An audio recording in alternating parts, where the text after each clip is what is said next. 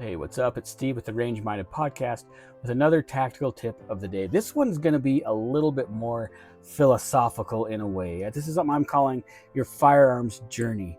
And hopefully I can relay this information in a way that makes sense to you as it does to me. So, hey, let's just dive into it, see how she goes.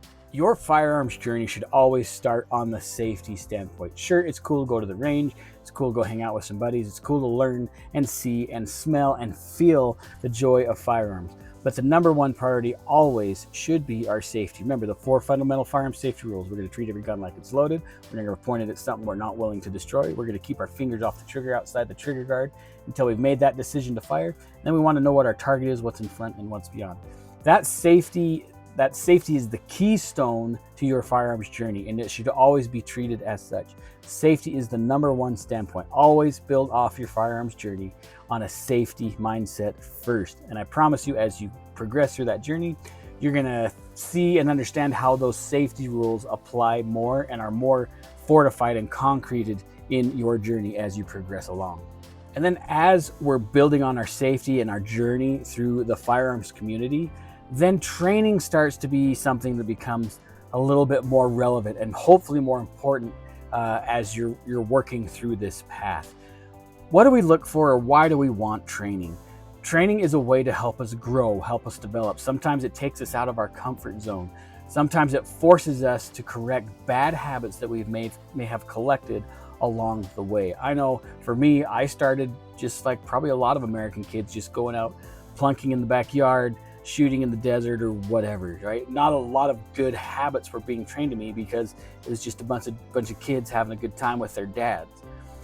But as we see and understand how the safety rules correlate with what skills we want to develop, we hopefully start wanting to create an education platform that incorporates those safety rules and the skills necessary for us to become safer and more proficient firearm holders, maybe better range officiators, maybe have a desire to, watch over a range as a range safety officer or whatever. Just those courses and those trainers that we seek out will help us want to become better. And hopefully as you progress down this journey, this 2A path, I don't even know what I really want to call it, you're going to see the relevance of seeking out good, competent instruction to help you develop those skills. It will pay off in the long run. Now, as we keep building on these building blocks of safety and competent training, eventually you're going to get to the point that you're going to feel like the gear that you selected in the beginning isn't quite adequate, or maybe you've kind of grown out of the stuff that you started with, and that's inevitable. Anybody that's been on this path for a long time has probably a tote full of holsters, a few different belts, guns, right? You eventually buy more guns because your skills change, your abilities change. That's just kind of the way it goes. So keep in mind, as you're running through this journey in the 2A sphere, you're probably going to want to update some of the stuff that you're buying at some point. I still have my very first handgun. I just can't sell it. I love it. Not only is it nostalgic, it was a good gun, and I spent a lot of money on it back in the day. And it's okay to keep those first guns, unless whatever you want to do. But I promise you, as you develop these skills, you're going to see that you can handle different guns in a different way, or you might like how a gun feels differently once you take a class where that gun is incorporated. That's just part of the thing. And so just be wary that you're probably going to be selecting some of your gear differently the further you move along this journey. So I know that we already kind of talked about getting quality instruction. And even though this is a different bullet point, it really does kind of follow that second bullet point of getting good training.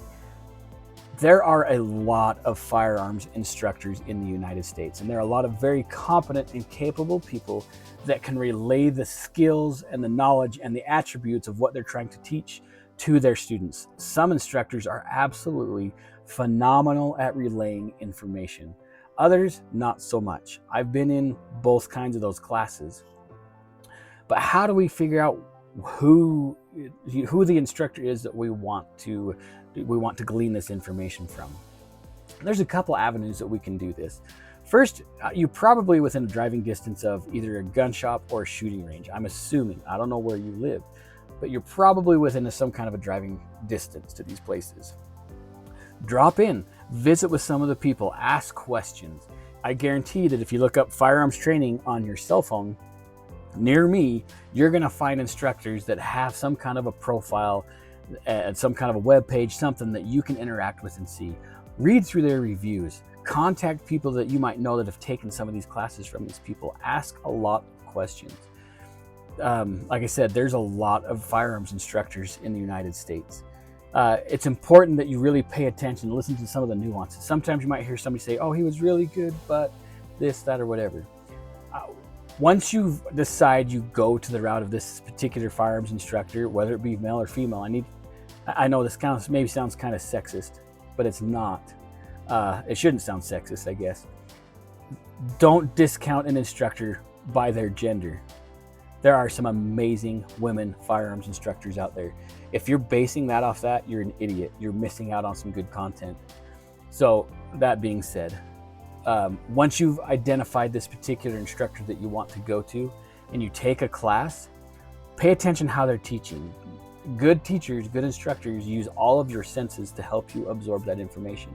They also should be able to demonstrate the skills that they're teaching you and to help you see and feel and smell, and just every one of your senses are gleaning that information. You want to find somebody that has that ability to do it.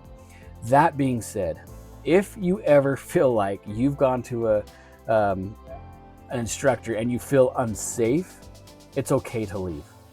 If there's any kind of egregious safety violation, and I've heard of some very big name classes where this has happened in their classes, leave. It's okay, leave. You don't need to be a part of something that could be unsafe. Make sure that you're doing your vetting, you're asking a lot of questions, and you're enjoying that training that you're paying for. Good training can be a lot of money, so make sure you're getting what you're paying for.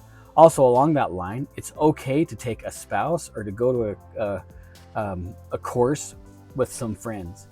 The reason why I would suggest that is all of you are going to pick up different things in different ways and different manners. So after the course, you guys can correlate together and incorporate some of those things that you're learning in those classes together, and you're going to help develop each other through this firearms journey as you move along. There's always a good class is always going to be worth it, I promise you. And along that side as well, and I know we talked about this in some of the other videos, don't just stop with a handgun class. Don't just stop with a basic class. Do some medical stuff, do some rifle, do some shotgun, do some carbine.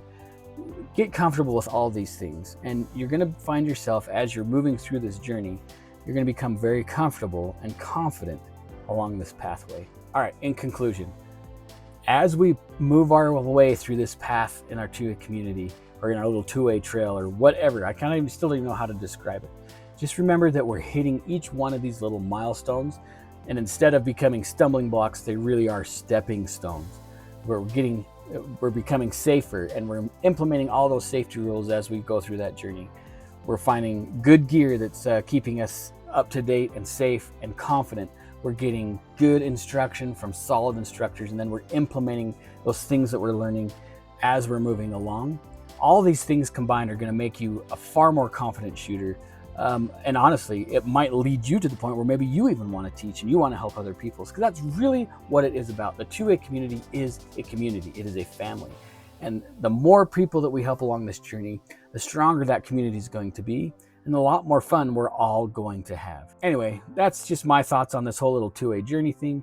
If you have any questions for me or comments, maybe I missed something, feel free to send those down below, and we'll see you on the next time. You guys stay safe. Remember, you got to take somebody shooting. See you guys.